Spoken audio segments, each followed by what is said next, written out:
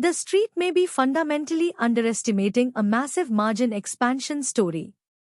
While the retail market panicked over Aappuhal's delayed entry into the AI race, institutional capital quietly repositioned. This was not a story of a tech giant falling behind. It was a masterclass in strategic patience. For months, critics claimed the company lost its edge to faster competitors. Yet, by waiting for the consumer-facing layer of technology to mature, Aappuhal turned its massive device ecosystem into the ultimate distribution channel. Now, the market is pricing in a structural shift that could redefine hardware margins for the next decade. But that is only part of the story. To understand this structural momentum, we have to look at the core moat of Aappuhal. This is not just a consumer electronics company. It is a closed-loop platform ecosystem that locks in over 2 billion active devices. This install base creates an incredibly sticky software ecosystem. Every iPhone, iPad, and Mac serves as a secure node. This hardware lock-in generates high-margin services revenue that acts as an asset-insulated buffer. Because of this integration, the business enjoys unparalleled customer retention rates that traditional software firms can only dream of. Here is where the asset orientation becomes interesting. Historically, hardware cycles were driven by physical form factor changes. Today, Aappuhal is shifting the entire value proposition toward localized computing power. This means the moat is transitioning from basic utility to localized intelligence. By embedding proprietary silicon across its product line, the company has created a unified architecture. Competitors must rely on expensive, centralized cloud infrastructure. Aappuhal, however, can offload the vast majority of processing directly to the user's pocket. This structural advantage dramatically lowers its marginal cost of delivering artificial intelligence. The next signal comes from the quarterly numbers.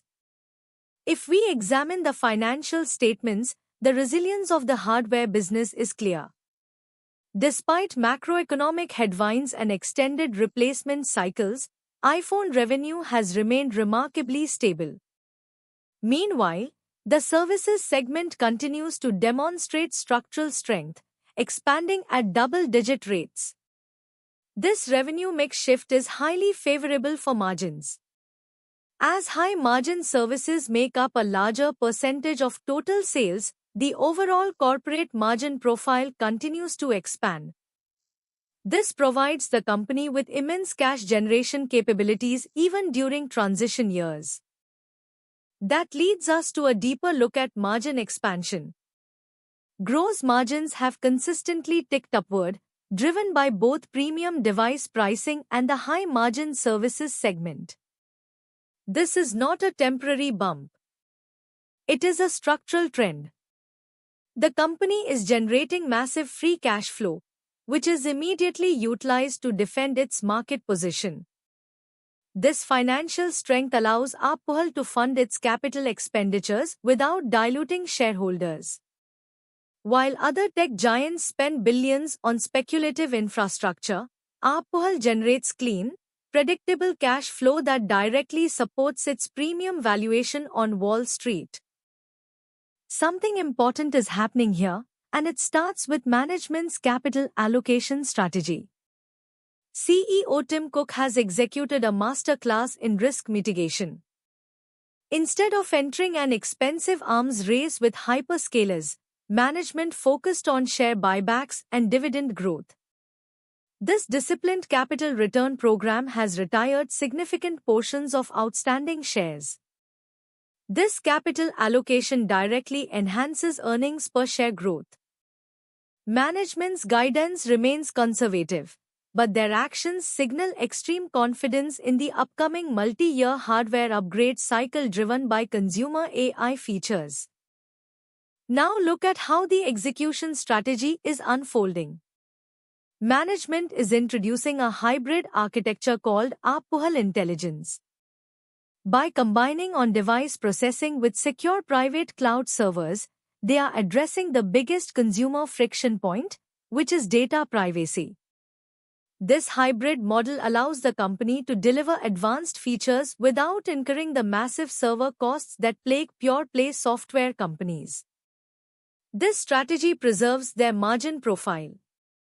It also sets a new standard for consumer privacy, making it incredibly difficult for rivals to compete on equal terms.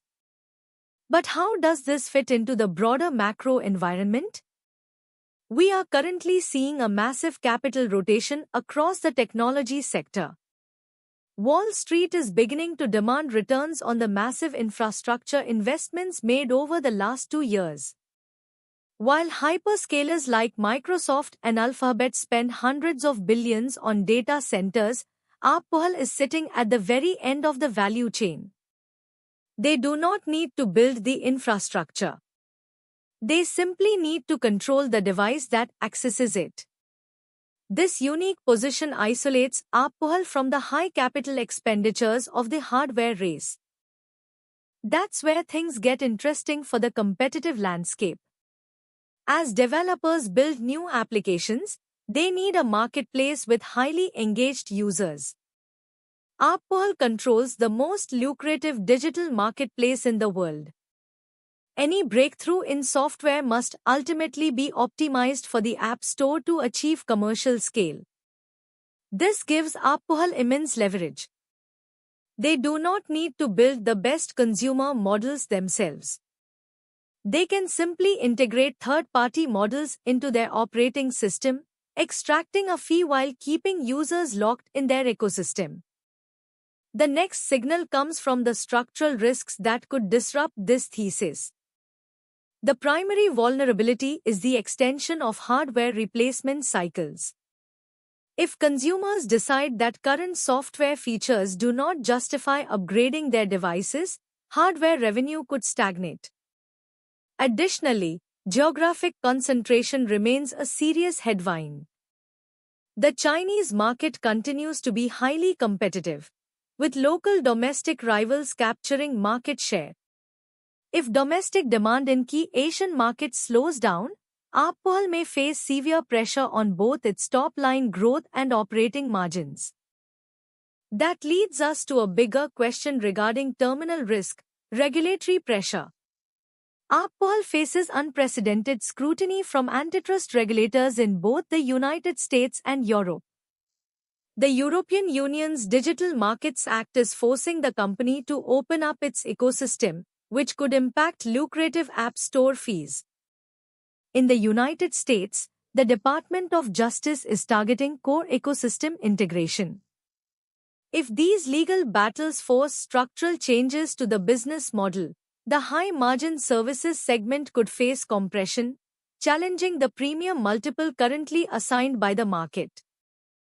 Despite these headwinds, the forward outlook remains highly compelling. Wall Street is undergoing a complete valuation reassessment of Apple.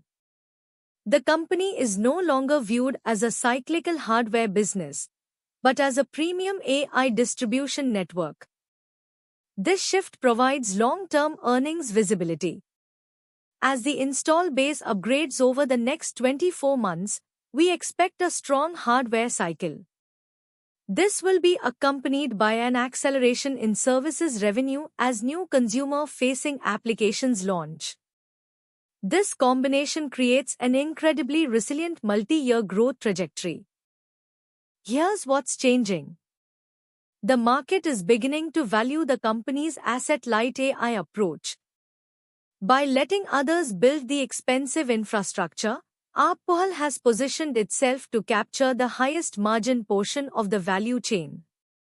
This strategy minimizes capital risk while maximizing structural upside. As hardware and software become more deeply integrated, the terminal value of the ecosystem increases. This makes the company an incredibly strong defensive asset in a volatile macroeconomic environment, commanding a persistent premium over its mega-cap peers. That brings us to our tactical review. From a portfolio management perspective, APL is currently on a breakout watch. The stock has demonstrated outstanding relative strength, consolidating near record highs. While short-term overbought structures suggest a potential pullback, the underlying structural momentum remains intact. Long-term investors should watch for consolidation periods to accumulate shares. Rather than considering this a trim opportunity, we view any near-term volatility as a chance to position for the multi-year hardware and services cycle ahead. This dynamic demonstrates how patience and ecosystem scale can outperform sheer spending speed in a technology transition. To stay ahead of these structural shifts and institutional capital rotations, you need deep, research-driven market intelligence. Join our community of sophisticated investors. Subscribe to SR Money News now and hit the notification bell to access our institutional-grade analysis the moment it drops. Let us know in the comments how you are positioning your portfolio for this hardware-driven consumer cycle.